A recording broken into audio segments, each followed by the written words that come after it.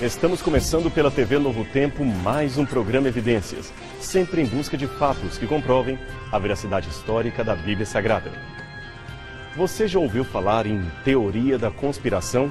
Provavelmente sim, se não pelo menos já viu algumas de suas propagandas em documentários, revistas e principalmente na internet. Os teóricos da conspiração amam assustar o povo com ideias factoides de uma ameaça iminente que os governos querem esconder, mas que todos deveriam saber para salvar as suas vidas. Alguns, no entanto, teriam descoberto a trama e agora correm para alertar a humanidade. E há de tudo um pouco, desde a descoberta de um plano secreto para eliminar etnias africanas através de um vírus criado pelos americanos, até a trama e ao uso de fraldas para transformar pessoas em satanistas. Segundo essa tese, uma famosa fábrica de fraldas era controlada por um adorador do diabo e o uso dessas fraldas tornava as crianças servas de Satanás. É claro que devemos estar alerta contra certos controles de órgãos, como a mídia, que querem fazer a nossa mente apenas algo manipulável. Mas isto não tem nada a ver com estas histórias ou teorias que quase beiram ao ridículo. Aliás, o assunto gerou mesmo um filme de Mel Gibson intitulado Teoria da Conspiração. Lançado em 1997, o filme conta o drama fictício de Jerry Fletcher, um motorista de táxi que afirma existir uma conspiração nos altos escalões do governo americano e, para piorar, ele se apaixona por uma mulher que trabalha para o governo e faz um alvoroço em torno de suas ideias que envolviam alienígenas e assassinos. Finalmente, alguém acredita em suas ideias e, no fim, decide matá-lo. Existe algo de semelhante entre esta ficção e a realidade. Não se tratam, é claro, de assassinos alienígenas ou coisa parecida, mas é que as pessoas, elas amam, de certa forma, o sensacionalismo e verdades reveladoras. Daí a existência dessa certa boataria internética, fazendo tanto a cabeça de muita gente. E como não poderia deixar de ser, os nomes mais famosos da história sempre são alvos de teorias da conspiração. Logo, não nos surpreende que alguém também resolva criar teorias da conspiração envolvendo o nome de Jesus Cristo. Algumas dessas famosas teorias da conspiração de Jesus foram o Código da Vinci, de Dan Brown, a Tumba Perdida de Jesus, de James Cameron e Simcha Jacobowitz, a Conspiração de Jesus, de Kersten Gruber e, finalmente, Zeitgeist, o filme. As teorias são as mais criativas que se pode imaginar, e uma delas diz que Jesus e o cristianismo foram a criação de membros de uma sociedade secreta do primeiro século com o fim de unificar o esfacelado Império Romano. Uma outra dessas teorias diz que Jesus não morreu na cruz do Calvário, que ele sobreviveu e, com a ajuda de seus discípulos, foi para um outro lugar, assumiu uma nova identidade e casou-se com Maria Madalena.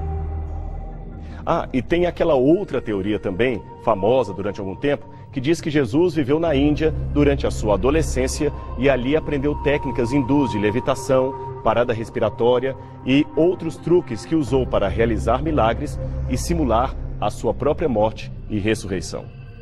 Essas coisas povoam as redes sociais e geram inquietude em muitos religiosos, especialmente os mais jovens. Algumas teorias são de fato até cômicas. Eu me lembro de uma, por exemplo, que para justificar a descrença na ressurreição, explicou o fato dizendo que Jesus tinha um irmão gêmeo e que esse irmão gêmeo de Jesus assumiu a sua identidade após a sua morte e enganou os discípulos, fazendo-se passar pelo Jesus que na verdade havia morrido. Já pensou quanta criatividade? Uma teoria da conspiração que ainda gera muitas perguntas é aquela que afirma que a história de Jesus seria, na verdade, uma novela teológica plagiada a partir de mitos pagãos existentes antes do cristianismo. O documentário Zeitgeist fala disso em sua primeira parte e o livro Christ Conspiracy, de Acaria, também. A tese defendida é a de que os autores do Novo Testamento, ao escreverem os evangelhos, plagiaram mitos pagãos para compor a história de Jesus de Nazaré. Existe até mesmo uma suposição de que toda a Bíblia se basearia em princípios astrológicos pertencentes às civilizações mais antigas, como os egípcios e babilônios. Assim, os 12 signos do zodíaco seriam, na verdade, a inspiração para as 12 tribos de Israel, os 12 filhos de Jacó e os 12 apóstolos de Jesus. Será que é assim mesmo? Bem, no que diz respeito a Jesus, fica sem sentido buscar fora da Bíblia a inspiração para o número 12, no caso os 12 apóstolos. Ora, digo isto porque o Antigo Testamento é que fornece o pano de fundo mais natural para o movimento de Jesus Cristo. Ok, mas o que podemos dizer em relação à tese de que a Bíblia como um todo se inspirou em mitos do paganismo? Bem, isto não faz o menor sentido. Sabe por quê? É simples.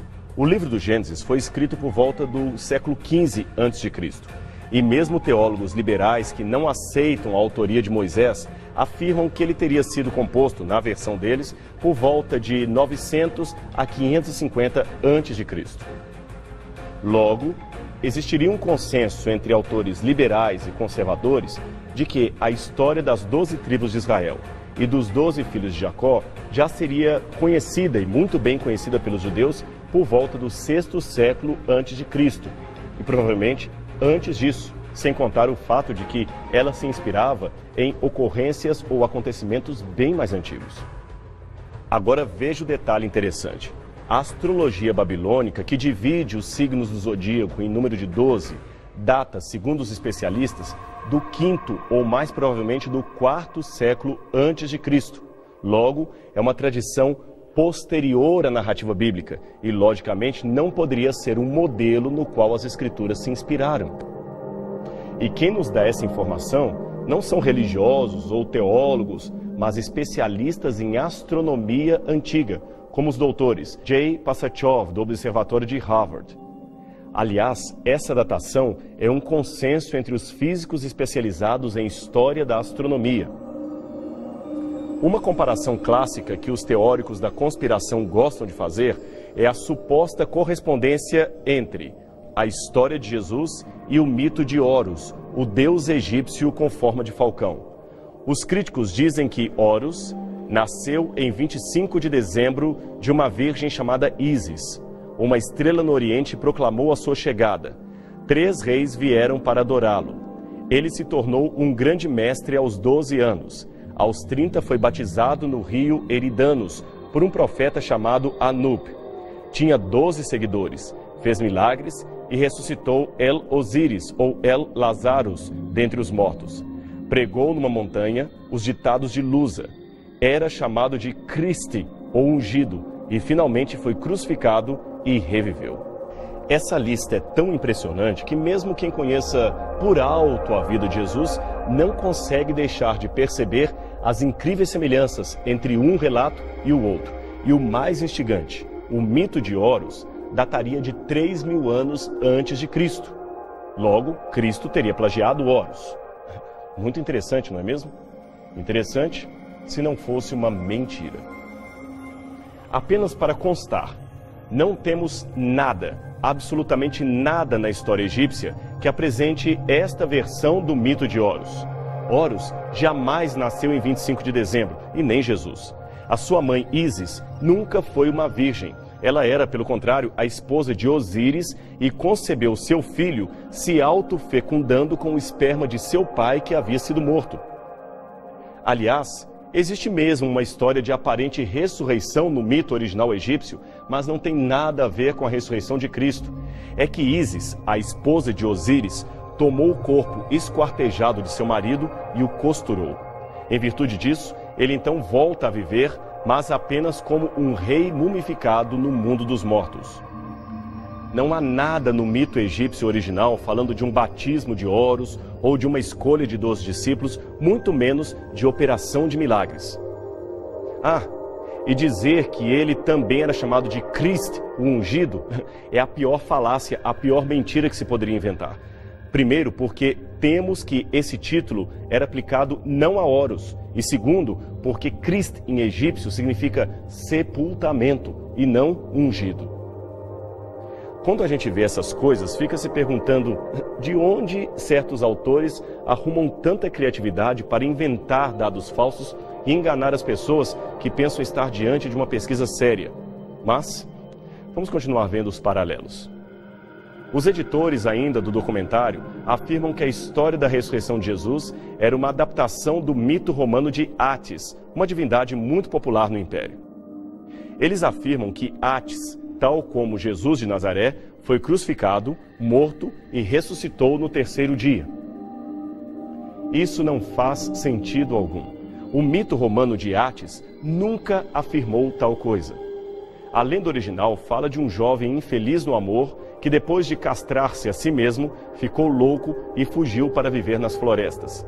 Átis era o filho da grande deusa mãe Cibele, e alguns supõem que, mais tarde, o mito evoluiu falando algo sobre uma possível ressurreição do filho de Cibele, que era celebrada no Festival das Hilárias, comemorado todo dia 25 de março.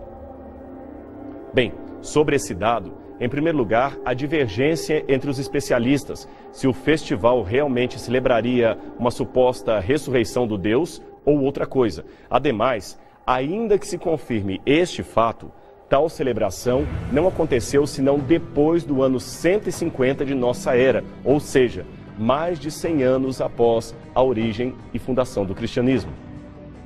Sendo assim, se houve mesmo tal celebração e uma conseguinte influência de um relato sobre o outro, certamente o relato cristão, que é mais antigo, é que serviria de inspiração para o segundo, e não o contrário, como diz o documentário. E eu disse serviria, porque a tendência atual dos estudos arqueológicos e históricos não é mais a de atribuir rapidamente relação entre relatos apenas com base em semelhanças orais e redacionais. Veja, por exemplo, Júlio Verne escreveu um romance no século XIX sobre a ida do homem à Lua, e nem por isso vamos dizer que o programa espacial americano, surgido posteriormente, seria inspirado em Júlio Verne. Você quer mais um exemplo de como é possível criar paralelos ilusórios entre duas histórias? Então vamos comparar a vida de Napoleão Bonaparte e Adolf Hitler. Ambos, Napoleão e Hitler, queriam dominar e unificar a Europa e por pouco conseguiram, mas tiveram como principal inimigo a Inglaterra, que no caso de Napoleão decretou o bloqueio continental e no caso de Hitler erigiu a mão de ferro de Winston Churchill. Ambos, novamente, Hitler e Napoleão, tiveram uma vida amorosa complicada. Napoleão com Josephine, mais velha que ele, que o desprezava muito, e Hitler com uma quase adolescente chamada Eva Braun, 23 anos mais nova e com quem se casou apenas alguns minutos antes de ambos se suicidarem. Hitler construiu campos de concentração para inimigos, e Napoleão também. Ambos tiveram o assunto dos judeus em sua agenda política. Napoleão queria libertá-los do gueto e Hitler mantê-los lá. E, finalmente, ambos são derrotados pelo frio da Sibéria. Você viu quanta semelhança? Já pensou alguém propor um documentário dizendo que Hitler nunca existiu e que a sua história seria um plágio da história de Napoleão? Um absurdo, não é mesmo? Pior ainda é quando os paralelismos são forçados ou mentirosos, como até agora parece ser o caso das comparações propostas entre Jesus e os mitos pagãos da antiguidade. Outro paralelismo que fez muito sucesso nas redes sociais foi a suposta equiparação entre Jesus e Dionísio. Conhecido também como Baco, Dionísio era o deus do vinho e da colheita de uvas. Suas imagens sempre o retratam como um jovem adolescente, e seus rituais, embora ainda envoltos em mistério, pareciam conter orgias e bebedices. Por isso, seu nome em latim, Baco, acabou se tornando uma alcunha de festas de orgia chamadas bacanais. Das várias versões clássicas de seu mito, a mais conhecida é aquela que conta a aventura amorosa de Zeus e sua amante Semele. Grávida, ela pede a Zeus que se mostre a ela em toda sua glória, o que ele concorda.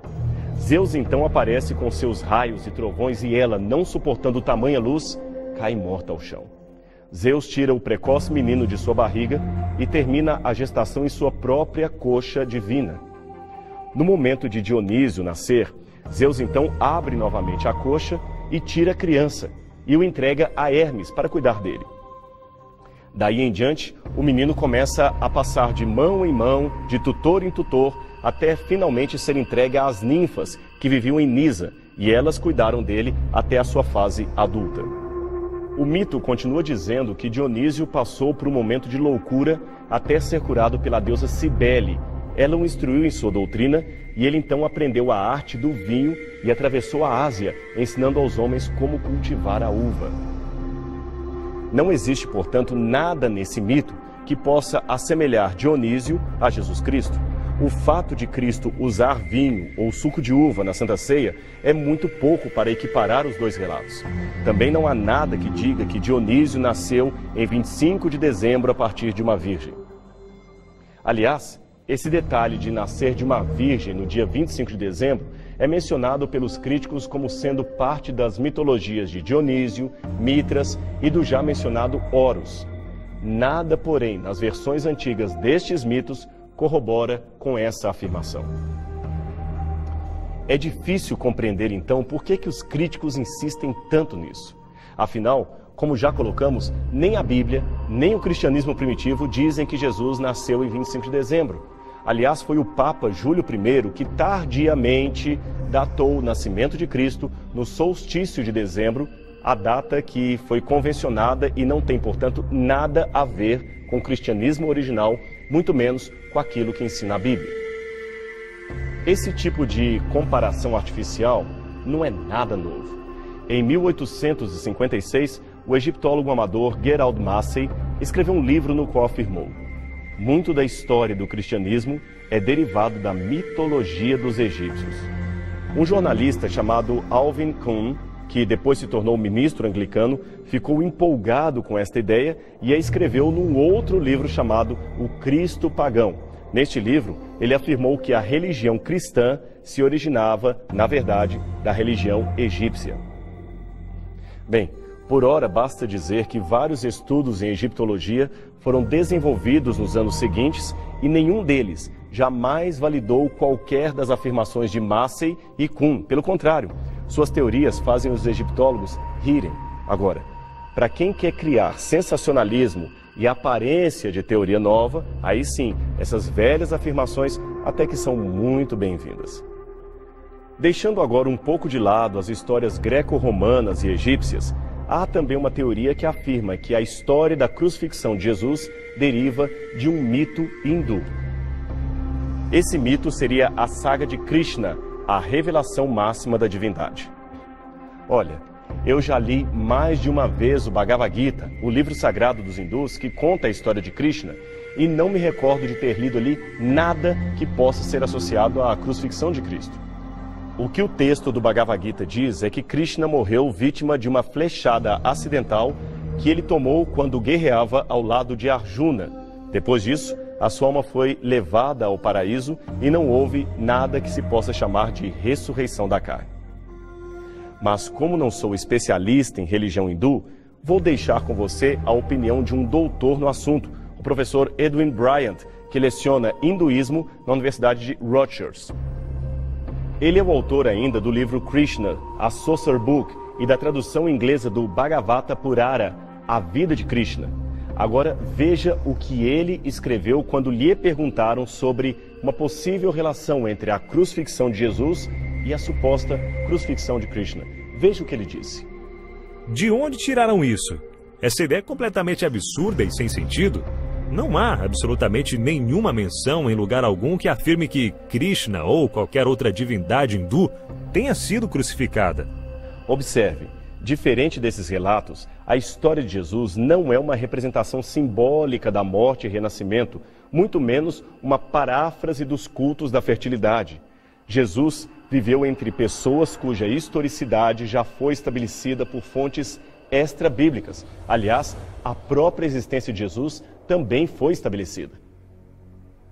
Outra coisa importante de dizer é que nenhum dos personagens propostos pelos críticos para comparar a Jesus tiveram a intenção de morrer para salvar a humanidade.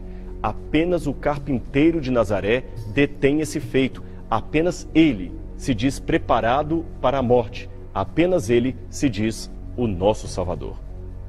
Novamente eu insisto em perguntar: por que tanta mentira? Por que tanto boato infundado sobre Jesus? Bem, Hitler certa vez afirmou que se você quiser enganar o povo, não conte uma mentira pequena. Pelo contrário, conte uma mentira grande e muitas pessoas seguirão a sua teoria. Talvez seja isto. De qualquer modo, nada desses depoimentos e afirmações com aparência de erudição e pesquisa podem ofuscar o brilho do Salvador Jesus Cristo. Mitos não podem salvar pessoas, mas o sangue de Jesus salvou a milhares, a milhões. Krishna, Horus, Mitras, Dionísio podem até ser lendas interessantes para o conhecimento geral da humanidade. Mas Jesus não se iguala a nenhum destes. Sabe por quê? Simplesmente porque Jesus é incomparável. Ele é o único que pode salvar totalmente os que por ele se chegam a Deus. Pena que o nosso programa está chegando ao fim. Mas nessa semana, pense em Jesus. Saiba que ele pode salvar a sua vida. E a gente se encontra novamente aqui no próximo programa Evidências. Até lá!